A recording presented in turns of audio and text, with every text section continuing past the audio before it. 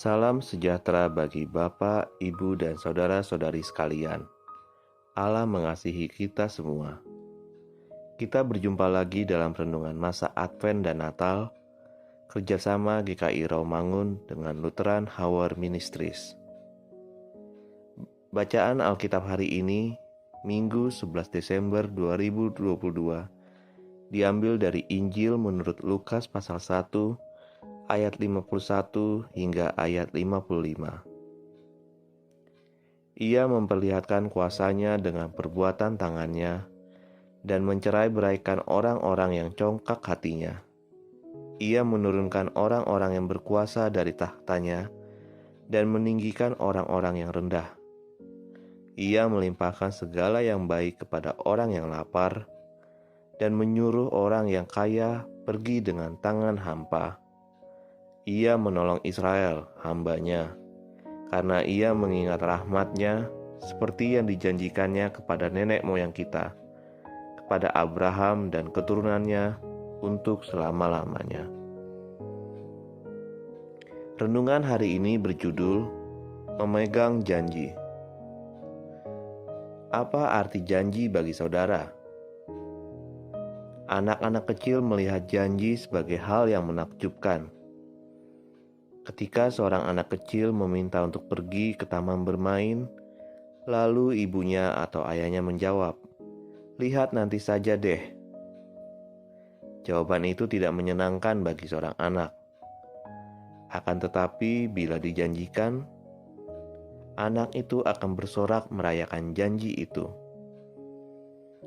Ketika kita beranjak dewasa, kita tahu bahwa sebagian orang dapat dan ternyata memang melanggar janji yang mereka buat.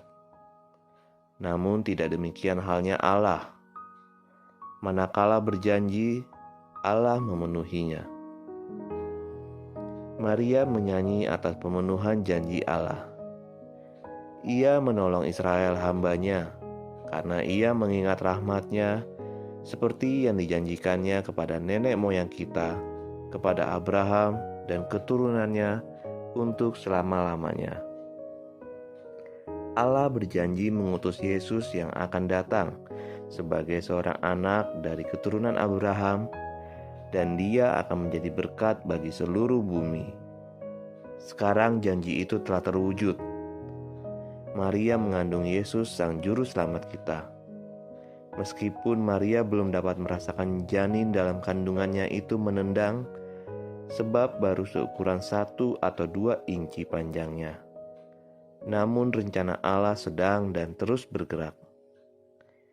Di dalam rahim Maria, Yesus telah memulai kehidupannya bersama dengan manusia dan bagi manusia. Kehidupan yang akan Dia letakkan bagi kita pada kayu salib, dan kemudian Dia rengkuh kembali di dalam kebangkitannya. Kehidupan yang telah Dia janjikan untuk dibagikannya dengan kita selamanya, karena janji Allah senantiasa teguh dan sungguh benar. Mari kita berdoa. Bapa, kami bersyukur atas janji-janji yang senantiasa Bapa genapi. Amin. Refleksi bagi kita. Ceritakanlah tentang satu janji yang saudara ingat. Janji penting atau janji biasa saja. Sulitkah bagi saudara untuk mempercayai orang yang tidak berjanji? Jika iya, mengapa? Dan jika tidak, mengapa? Bagaimana janji Allah mempengaruhi tindakan-tindakan saudara dalam kehidupan yang saudara jalani?